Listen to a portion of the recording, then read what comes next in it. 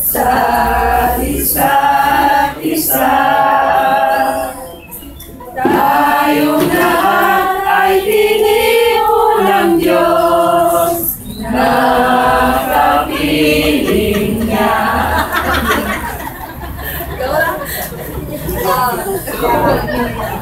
Yung nga po ay nagpapos sa awitin, tayo lahat kaya nga po, pasalin natin kung ano yung pasalin ng ating mga kapwa. At in behalf po ng buong Saiwan Home Group, kami po ay bumabati na happy 60th anniversary sa patinda taga-Bremer Hill. Actually ngayon, din po kami nagsacelebra ng anniversary sa Central Bethlehem sa Santa Monica Concepcion Terminal. Kaya memorable ngayon ito araw na ito. Sakto. Kaya po, magandang araw po sa inyo lahat. Magandang umaga sa inyo. At lalong din po sa nag-iisang naman. Maraming salamat at nakarating po sa pasasalamat ng Bremer Hill Group. Balik po 2 beses na ako nakarating dito. Especially nung kanilang Christmas party at pangalawa po ngayon. Marami na pong pag-aaral na narinig ko kanina pagdating namin. Lubhang nakakataba ng puso ang mga pag-aaral.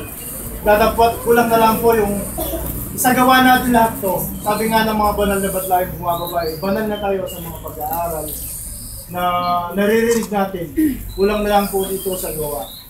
Sabi nga ng mga naunang nagsalita sa akin sabi nga yung pagtupad sa ating mga tungkulin, maraming pagsubok minsan sa bahay.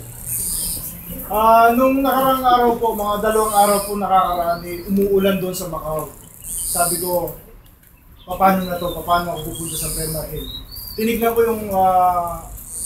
ko po yung weather rin po. Sunday, araw.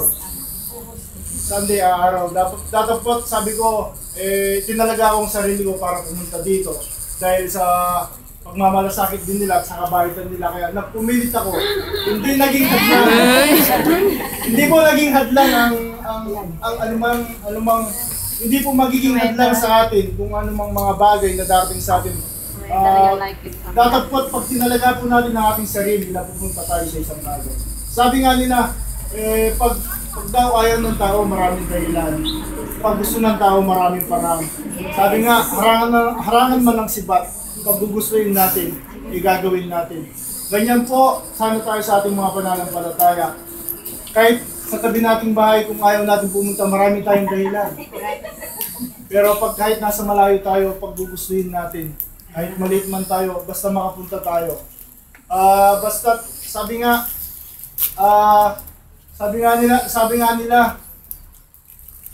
po nila, kung ang ating sarili ay bibigyan po natin ng disiplina, lahat po ng mga bagay na naririnig natin, magagawa po natin.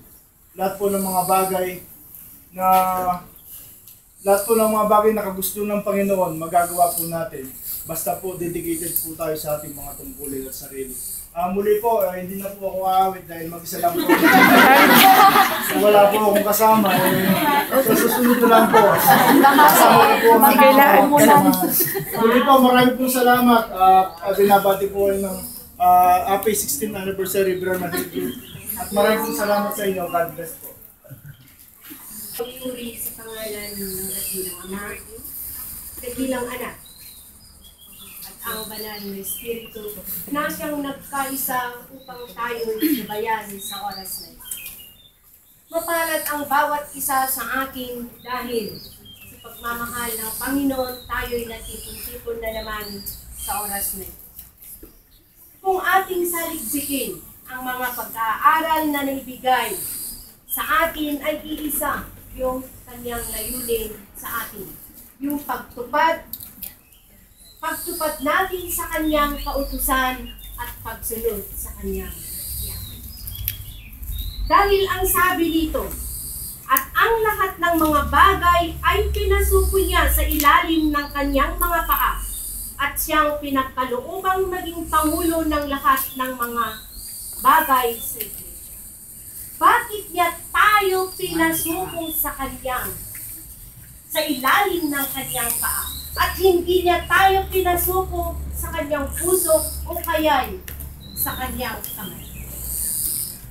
Dahil ang sabi natin, tayo'y sumusunod sa yakap ng ating Panginoong Hesukristo, kaya tayo'y pinasuko niya sa ilalim ng kanyang paa.